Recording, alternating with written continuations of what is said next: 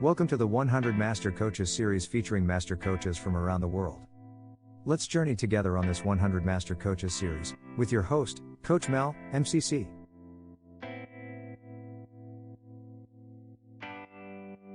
Today's master coach is Jean-François Cousin. He is a global executive coach to successful CEOs and senior leaders. He believes each person and team has the potential for greatness and makes it his mission to catalyze their growth. Now on to the show. Welcome guys.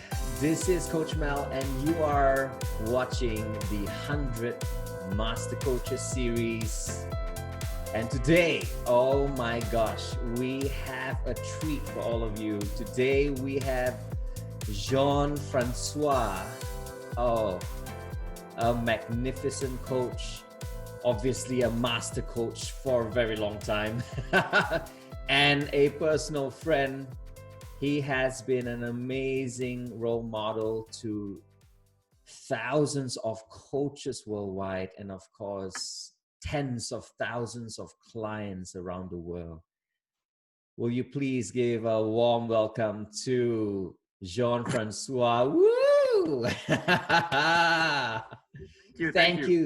Thank you for being on the show. And it's just a privilege to have you here. Maybe just something you'd like to say to everyone as we start. Yeah, thanks, Mel, for your kind invitation. It's a pleasure to be with you today. And I do hope our viewers, right, will pick up a couple of practical things that can hire the development and also make a positive difference to their business as coaches. Definitely. I'm just going to jump right in because I know you are always ready. And the first question is, tell us about your coaching story, how it all began for you. Well, I've got to make good for what I said on the teaser, right before, which was started in the crappiest place ever. So if you allow me to share, I'll show you Mel, right? It started actually almost 15 years ago in extraordinary city of Bangkok, where I had and as I was starting a second career, I didn't want to spend more money than I was expecting to make in the short term. So I rented a crappy place. Let me check if I can put it up on screen. No, cannot. That's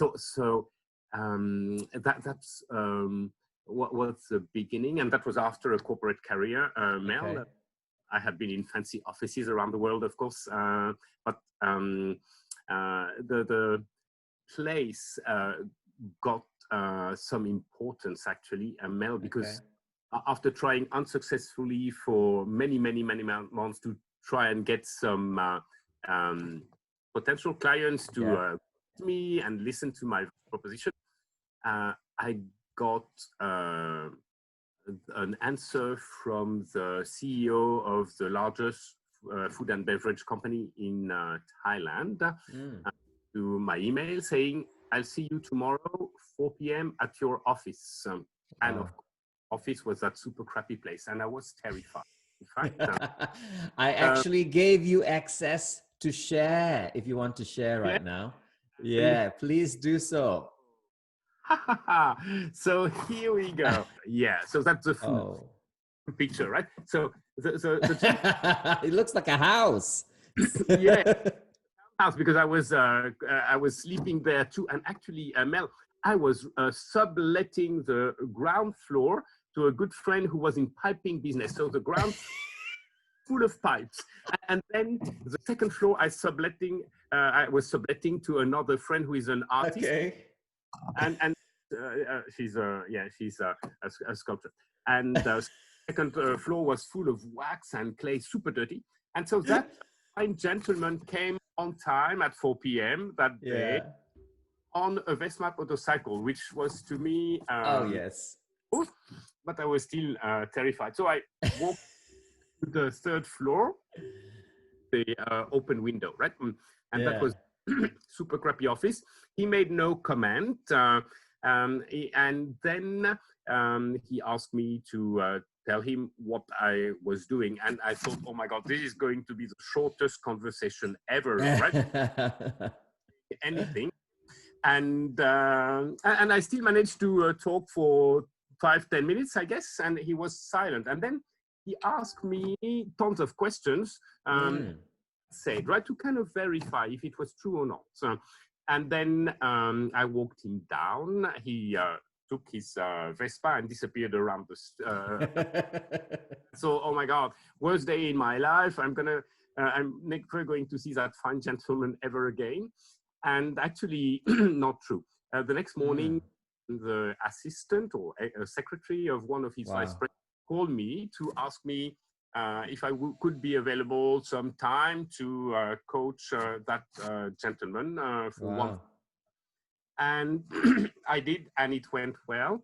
And so my point is, 5 years later, that big CEO and I had become friends, and I asked him, why give me a chance? You visited me in my super crappy place. And he told me, well, in a way, because you were there in that super crappy place indeed, and you were authentic, you were self, humble, right? Not pretending. And for me, that was a very obvious sign you could be trusted. And so I just gave you one chance. No big deal. If you had failed, then it's over, right? But and he added to me, I spent most of my life with people faking it, right? Arrogant, confident, who not, right?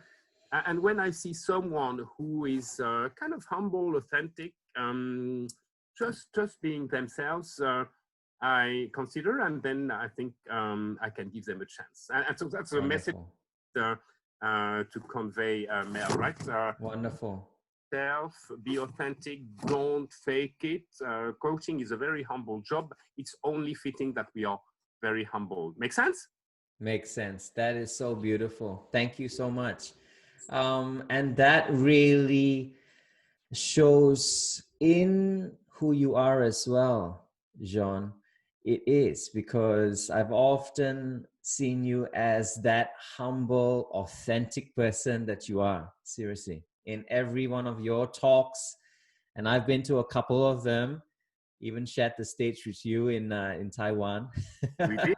It was amazing. Thanks, Mel. Thanks for the compliment, and likewise, you are also epitomizing, I think, suitable humility for our line of work. Right? There's no more job than coaching, in a way. What is that first 5 years of your journey like? You know, perhaps there were some struggles or there's some wins that you'd like to share. Yeah, struggles and wins, absolutely. Yeah, the main struggle, Mel, was with the imposter syndrome. You know, so imposter, yes, that discomfort, which really, really strong you feel when deep inside you feel you're not worthy of the job, right? And so that was really bugging me, because perhaps 2 years into the job, I started to coach executives at very high levels in organizations. And I thought, who am I, right? So I had my corporate career where I did okay, right? And I had been with myself, but still, these gentlemen were far higher up the ladder, and I thought, oh my God, how do I dare, right? I was petrified. From Bangkok, where I'm based, to Singapore, to the head for Asia Pacific of one of the top luxury brands, and the most kind and amazing gentleman, right? But each time I was almost sick, right? Going so far above where I had flown as a business, right? And so of course I worked with and just for new coaches, right? You will know if you have imposter syndrome if you jump into advising, right? Or are feeling desperate about helping in other ways than coaching, right? That's when you have imposter syndrome, right? One of the manifestations of that, right? And so, of course, I worked with my mentor, and she helped me understand that the definition of the ICF is spot on. That's where the definition of coaching of the ICF is spot on, right? That anchored in partnership, right? So we are partnering with the client in a thought-provoking creative process that inspires people to maximize their professional and personal potential, right? And she helped me understand that I have the humble job of a thinking partner with my clients. I understand their world. Actually, I can't anyway. I'm there just to support them, partner with them, like we are two explorers in the jungle, right? We assess the territory, look at what way forward we can find, and then move forward, right? And so that was very liberating, and that's for of co-explorers or fellow explorers in the jungle stayed with me, and perhaps it can stay with you, the viewer or listener as well, right? That's where we are, and that's very liberating, yeah. And then the growing joy was referrals. I'm not gifted at online marketing at all, right? But the growing joy was referrals, right? And so many years later, I still get most of my business from referrals, in fact.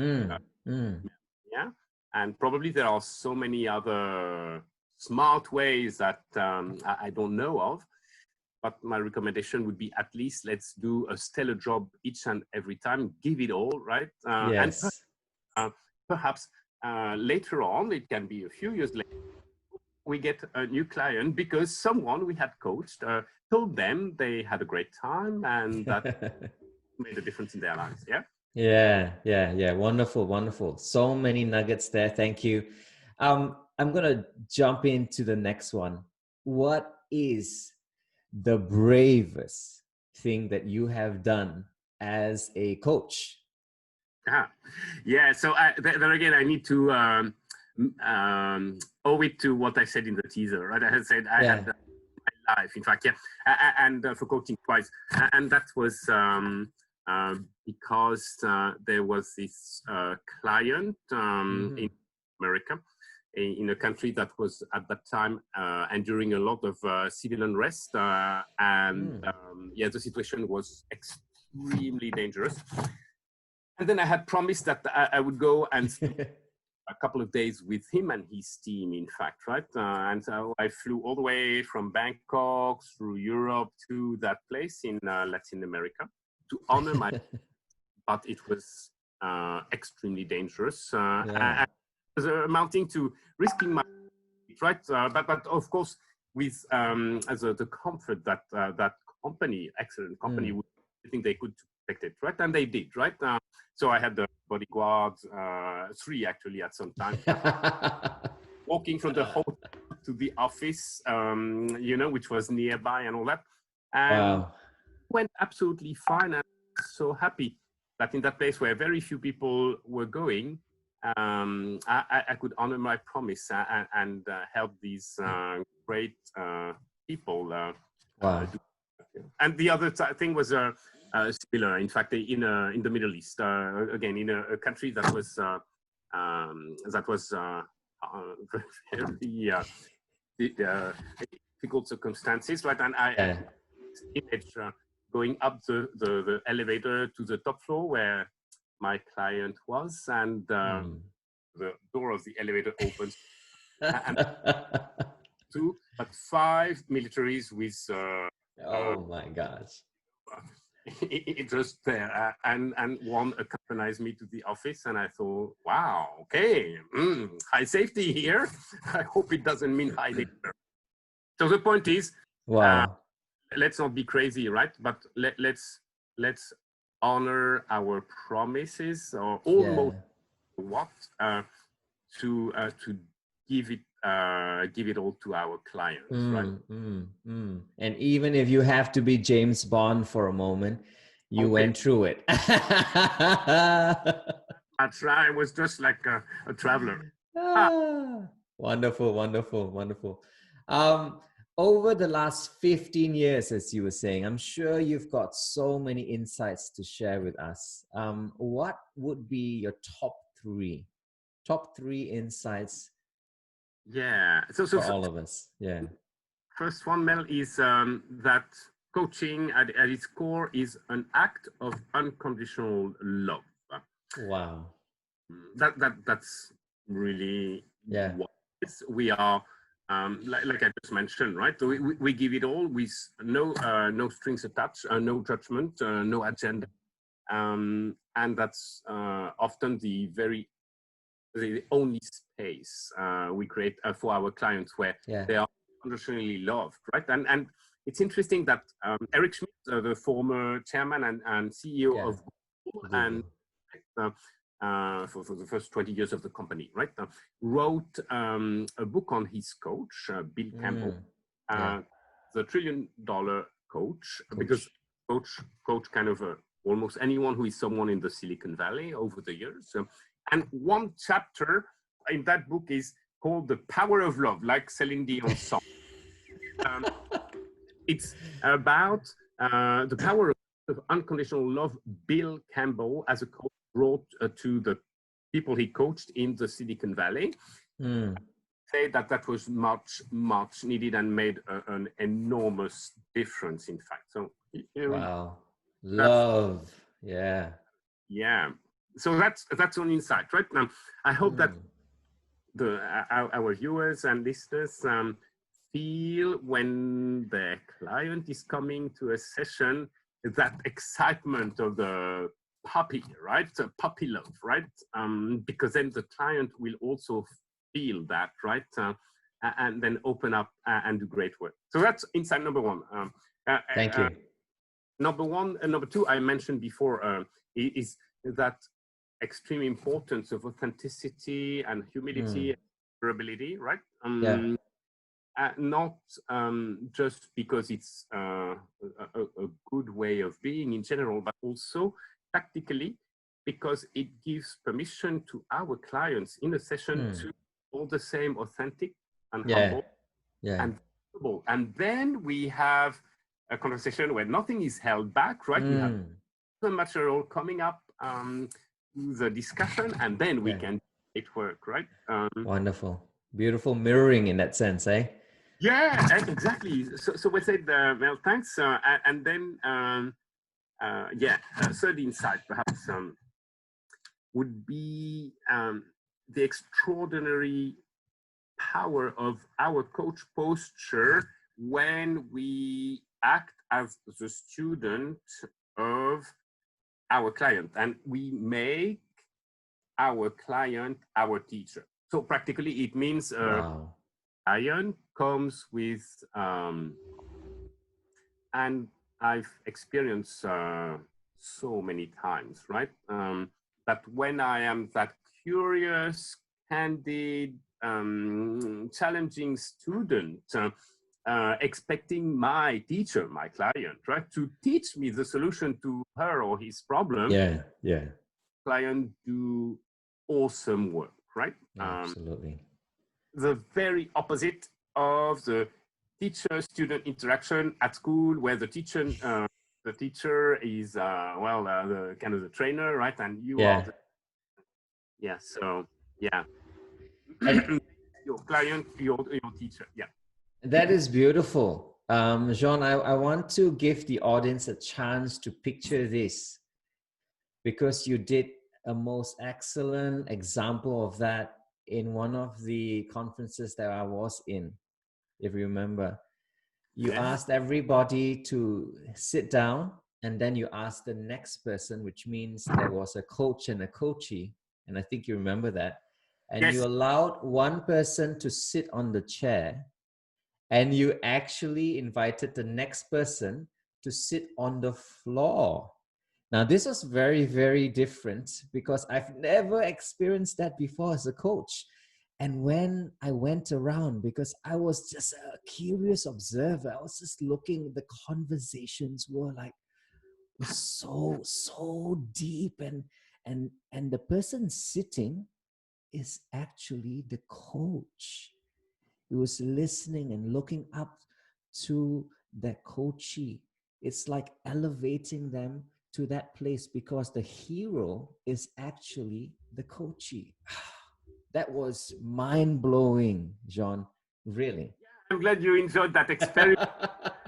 The embodiment of a student, as a coach, and the teacher as the client, right? Wow. Yeah. Thank you. If you had a chance to do it all again, Jean, what would you do it differently? Thanks for the question, Mel. So first, hire a mentor, work with a mentor right away, right? So I did my coaching school, and then I coach, right? And I did think of hiring a mentor. But then, of course, that imposter syndrome I mentioned before was growing more and more disturbing, right? And then but what I would do differently first is hire a mentor from day one. And it's so easy, right? Wow. With your study buddies at the coaching school, right? Yes. So important, yeah.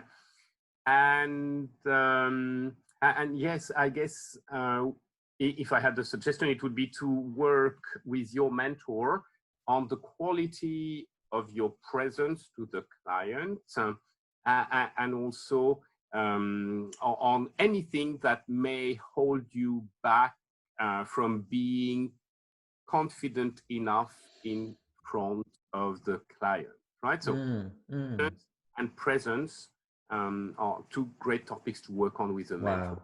Wow. Yeah. That's beautiful. That's beautiful. I think I would do differently, Mel, is be very mindful that the first time you kind of go public, right? Perhaps you do a public speaking, or you put up your website out there, so you generate the first impression about you. Yeah. That first impression needs to be chosen by you, not by anybody else. So in my case, I was invited when I was starting my second career as a coach in Bangkok, where I had been a managing director for a multinational company before, to do a public speaking for a chamber of commerce on cross-cultural management. And I was only too happy to do that because I had hardly anything else to do with my time anyway, right? So, papers, and it seemed to have really interested the audience, so it was a success. Only one I wanted. What I wanted was success as an executive, right? But then what people have reminded me as for the next 5 years are, the cross-cultural management experts. Oh, wow. Yeah. Wrong image, right? And it stayed with me for 5 years despite enormous to correct. No, I'm an executive coach. Yeah, interesting. But it still got you, that good first impression, right? They all remembered you for that, and of course, that is powerful as well. Yeah, well.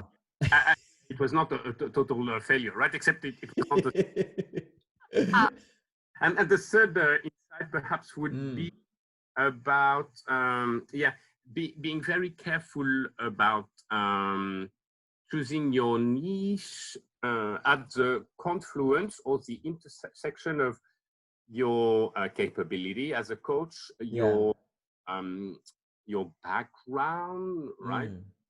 And also a market that can pay for your services, right? Have only two of the three, you're not making your life easy, right? You've got really to be capable as a coach, to be geared with some strong experience, right? If you want to act as a coach, which is now a very competitive job, a lot of market, but and also a part of the market that can pay for your services. Yeah. as you were saying about competition, and as you were talking about how it has changed, right, from the 15 years ago of coaching, in your mind's eye, imagine if we can go forward and look into that foreseeable future. What do you think that future of coaching will look like, John? Yeah, well, I'm seeing that coaching is going to be more and more democratized, right? Oh, wow. Yeah. Yes, to coaching, which is a beautiful thing for the world, right? The International Coaching Federation is paving the way with its foundation. The ICF Foundation has already reached, touched the lives of almost 17 million people around the world, right? And there is also a kind of a democratization of coaching in companies. Coaching being made more and more available to middle management when it was before reserved for executives. And then we have to be very careful as a profession, however, that the democratization of coaching does not amount to depreciation of the quality of coaching. My invitation to coaching companies who employ coaches around the world is always to hire properly certified coaches. Otherwise, devalue the profession, in fact. So big yes, heartfelt yes to democratization and that's beautiful. Quality standards at the same time. So that's one, And second insights perhaps I have is that, our world, Mel, is so complicated now and changing so fast that not one leader alone is enough to figure out the best way forward. Yeah, true. Intelligence can do that, right? And so the job description of leaders has changed, right? In the past, perhaps they could be the smartest guy, right? Yeah. But if they were just that, it didn't work anyway. Now, and a big part of their job description now is catalyst of collective intelligence, and that requires coaching skills, right? So the second insight is the imperative for coaching to be embedded in leadership, because leadership has to be a catalyst for that collective intelligence that move organizations, communities, business forward. Make sense, Mel? Yeah. Beautiful. I'm totally with you, Jean, because that's what I say. Actually, I've been saying it in our past series as well. One of that vision that I have is to democratize coaching. I see coaching available for all people. And that's why when I saw ICF Foundation started, a couple of years ago, I'm like, oh my gosh, I'm definitely going to be a part of that. So thank you. And, I just want to say, if you guys don't know, Jean has served us as the head of ICF. So thank you for your leadership. Thank you. I was honored with the chance to serve our community around the world in that great organization. Yes, definitely. And, this thing that you can leave behind, Jean, because we're coming to the end of the interview already. What is that master wisdom? Just one. That all of that you can compress into that one thing that you want to tell budding coaches that are coming into the scene right now. What would that be? So it's about the quality of your presence and intention for the client mattering much more than the quality of your questions, right? So as young coaches, we are often all up in arms about, okay, what's the next question to ask?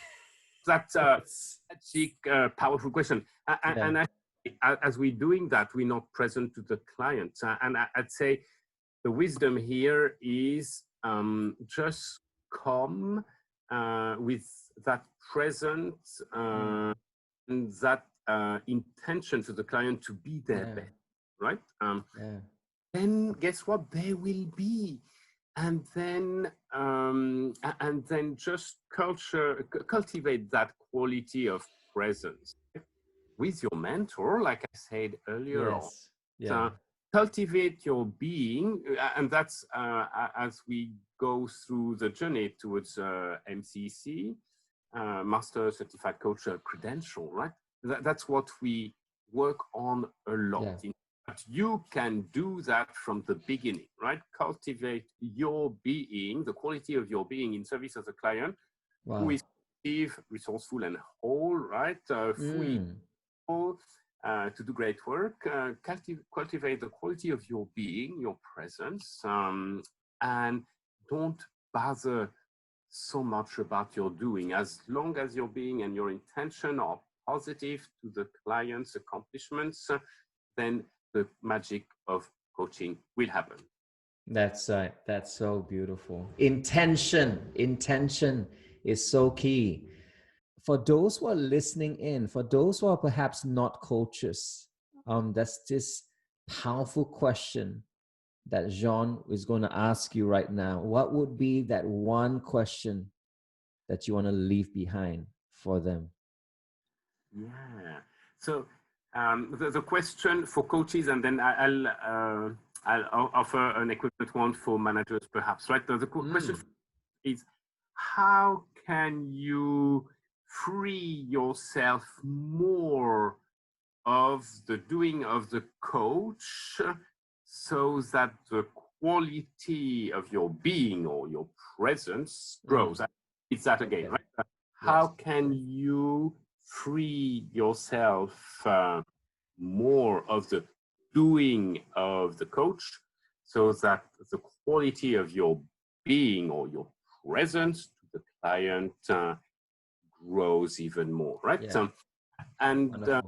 Then if I had an equivalent in the world of management, right, I'd say to managers, a question would be, how could you free yourself more of all you're doing that others can do, so you can fly higher and they can too, right? And that's a big win for everyone and for the organization you serve. And it's about empowerment, right? Where, of course, coaching is a very helpful approach. Wonderful.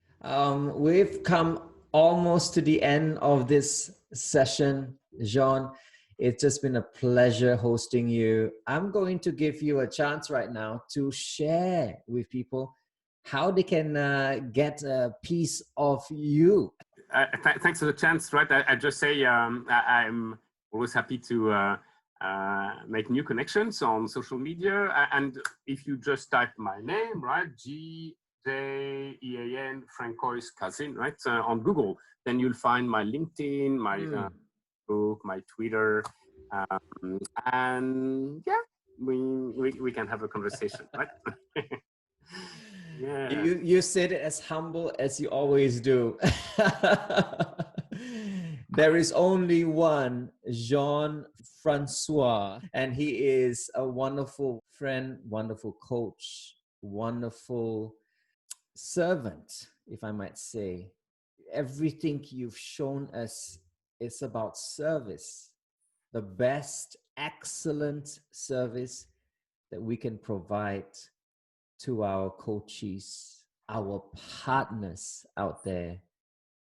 Jean, it's been a pleasure hosting you. Thank you. Thank you. This has been the 100 Master Coaches series. And this is Coach Mal signing off with Jean saying, see you in the next one. You have been watching the 100 Master Coaches series with your host, Coach Mel, MCC. Brought to you by Catalyst Coach. www.catalystcoach.live. We will be right back with our next Master Coach on the 100 Master Coaches series.